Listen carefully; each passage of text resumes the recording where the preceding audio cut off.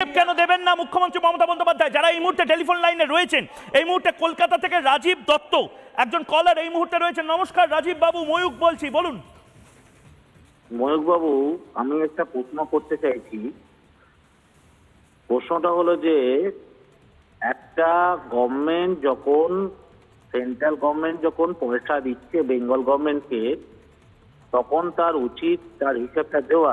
ঠিক, যে যাই খরচা করেছে সব রাজ্য যদি দিতে পারে, তাহলে বেঙ্গল গভর্নমেন্টের অসুবিধাটা কোথায় হিসাবটা দেওয়ার, এবং সেই হিসাবটা পাবলিক ডোমেনে কেন আনছেন না, কেন প্রেস কনফারেন্সে বলছেন না? বেসিক কথা। এই টাকা ভেরি গুড রাজীব দত্ত, একদম একদম পরবর্তী একদম একদম এইটা নিয়ে তর্ক হওয়ার মতন। সাধারণ মানুষ এই কথাগুলো বলছেন কলকাতা থেকে। তারপরেই ডক্টর এস ভট্টাচার্য রয়েছেন হলদিয়া থেকে। নমস্কার। নমস্কার, ময়ূক বলছি, বলুন সংক্ষেপে প্লিজ। নমস্কার। হ্যাঁ, আমরা আজ 2024-এ এসে দেখতে পাচ্ছি গত 13 বছর ধরে তৃণমূলের দল কিংবা সরকার সবাই মিলে এটা চুরি করেছে। সেখানে হিসাব তো চাইলে পাওয়া যাবে না, এটা তো স্বাভাবিক। কিন্তু যারা এসে এই ক্যামেরার সামনে বসে এনারা জাস্টিফাই করার চেষ্টা করেন যে না আমরা ঠিক করছি, ওনারা ঠিক কাজ করেন, নিজেদেরও তো অস্বস্তি লাগার একটা ব্যাপার রয়েছে। এটা খুব অস্বস্তিকর লাগে। আমরা বাঙালিরা তো মিনিমাম একটা নিজেদের জাতিবদ্ধ একটা রয়েছে। হ্যাঁ, এই যে একটা নিজেদের ব্যক্তিসত্তা তো রয়েছে, কিভাবে ওনারা এসে জাস্টিফাই করেন? এগুলো ঠিক নয়, এবং ওনারা দেবেন না এটাও স্বাভাবিক। তাহলে আজ ভট্টাচার্য বাবু, আজ যে আমি বলেছি জবাব চায় বাংলা না হিসেব চায় বাংলা, কথাটা কি ঠিক না ভুল? অবশ্যই ঠিক, সবাইকেই হিসাব দিতে হবে, এটা তো কারো ব্যক্তিগত টাকা নয়। আমার আপনার ট্যাক্সের টাকা হরিণ লুটের মতন উড়ে যাবে, হিসেব দেবে না, এটা চলবে না। ধন্যবাদ, ধন্যবাদ আপনাকে এই মুহূর্তে। এবার এবার এই যে ভোটটা আমরা যে প্রশ্ন করেছিলাম, সেই প্রশ্নের উত্তর, প্রশ্নের রেজাল্ট, ভোটের রেজাল্ট এই মুহূর্তে চলে এসেছে জবাব চায় বাংলাতে। যে ভোট আমরা এখানে করেছিলাম, প্রশ্ন করেছিলাম, শেষ হবে জারি জুরি, শেষ হবে জারি জুরি, ধরা পড়বে কি তৃণমূলের চুরি? তৃণমূল কংগ্রেস কি সত্যি চুরি করেছে? কত শতাংশ মানুষ ফেসবুকে বলছেন, 91%, 91% মানুষ বলছেন যে এবার ধরা পড়বে, কিছু একটা হচ্ছে, কিছু একটা চুরি গন্ডগোল হচ্ছে। 9% মানুষ এখনো আশাবাদী যে না, এসব কুৎসা। ফেসবুকের পরে এক্স হ্যান্ডেল, যেখানে হ্যাশট্যাগ হিসেব চায় বাংলা এই মুহূর্তে ট্রেন্ড করছে, এই মুহূর্তে 80% মানুষ সেখানে বলছেন যে এবার জারি জুরি সমস্ত, আর জারি জুরি চলবে না, এবার ধরা পড়বে চুরি। 20% মানুষ কনফিডেন্ট যে কোনো চুরি হয়নি, কিচ্ছু হয়নি।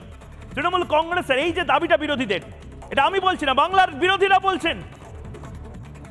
ইউটিউবে বিরোধীরা জিতছেন না, তৃণমূল কংগ্রেসের সমর্থকেরা জিতছেন। 92% মানুষ এই মুহূর্তে ইউটিউবে যারা দেখছেন তারা বলছেন যে জারি চুরি খতম, এবার ধরা পড়বে যারা চুরি করছে।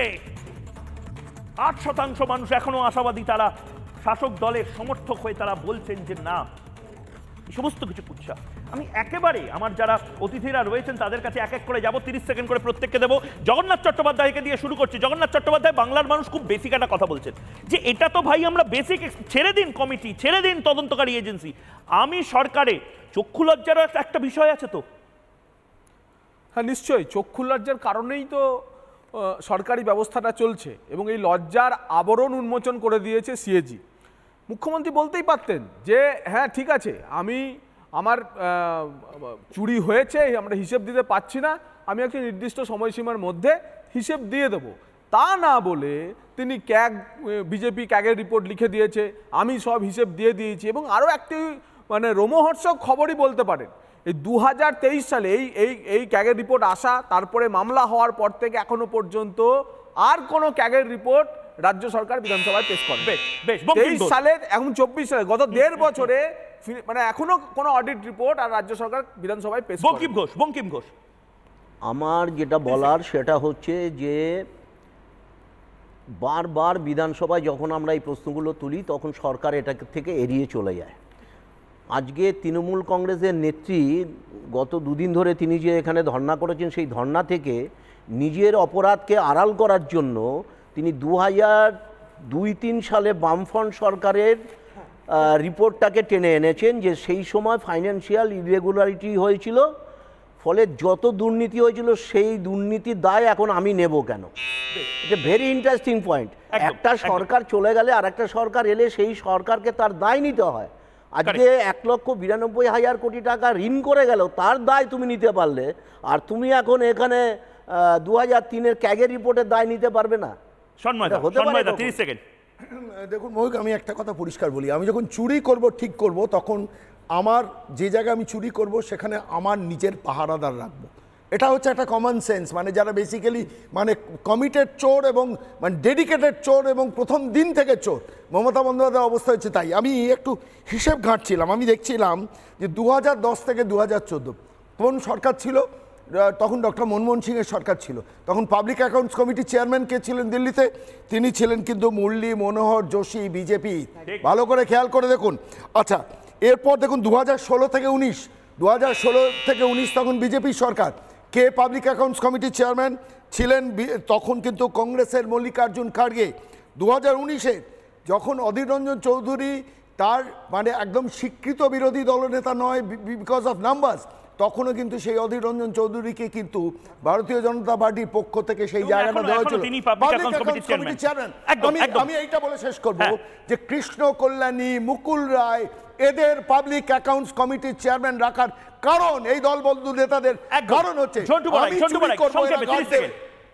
আমি প্রথমেই বলি, দেখো যে 19টি রাজ্য যখন হিসেব চেয়েছিল গত বছর মার্চ মাসে, 18টি রাজ্য দিয়েছে, পশ্চিমবঙ্গ দেয়নি, প্রথম কথা। দ্বিতীয়, পশ্চিমবঙ্গের 81 লক্ষ যে সবচাইতে পশ্চিমবঙ্গ সরকার অ্যাড করেন কন্যাশ্রী প্রকল্প, তার একটা ক্যাগ রিপোর্ট চাওয়া হয়েছিল রিপোর্ট করার জন্য।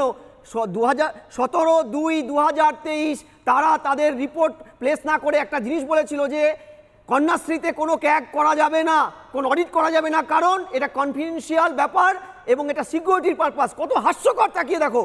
এই জায়গায় একের পর এক এরা ক্যাগ রিপোর্টকে এড়িয়ে গেছেন দিনের পর দিন। একদম অনিন্দদা তারপরেও কি চক্ষু লজ্জা হবে না? না, আমি একটা মাঝখানে হিসেব চায় বাংলা, 30 সেকেন্ড সময় দিচ্ছি। হিসেব চায় বাংলা কবে দেবেন? আরে বলতে দিয়ে দিন। বিলটা কবে দেবেন? মেমেটা কবে দেবেন? বলি, আরে দেন, কাগজ দেখাবেন না, বিল তো দেখা। আপনি আমায় জিজ্ঞাসা করলেন, বিল দেখাতে হবে। আপনি নিজে বলবেন না আমি বলবো? আচ্ছা শুনুন, 100 দিনের কাজে যখন আমাদের রাজ্যপাল সেন্ট্রাল গভর্নমেন্টের কাছে গিয়ে দরবার করে, তখন এই শুভেন্দু অধিকারী বলেন দাঁড়ান, আপনার সবাই বলেনি, আমি আপনার সবাই বলেনি। তখন শুভেন্দু অধিকারী বলে এই রাজ্যপালের কথার কোনো গুরুত্ব নেই। এই শুভেন্দু অধিকারী একদম আমার সময় একেবারে শেষ। আমি অনিন্দদা দুঃখিত, আমি আপাতত এখানেই থামাচ্ছি, কারণ সময় শেষ, কিন্তু সেই কথাটা বলেই শেষ করছি। কাগজ হাম নেহি দিখায়েঙ্গে এসব বলছেন বলুন, কিন্তু বিল দেখাতে হবে, ইউটিলাইজেশন সার্টিফিকেটও দেখাতে হবে, কারণ হরিণ লুটের মতন টাকা আসে না। টাকাটা আয় করতে হয়, ট্যাক্স দিতে হয়, এবং তারপর আপনাদের নেতাদের কাছে ওই টাকাগুলো খরচা করার জন্য আসে। হিসেব চাইবে, বাংলা হিসেব চাইবে।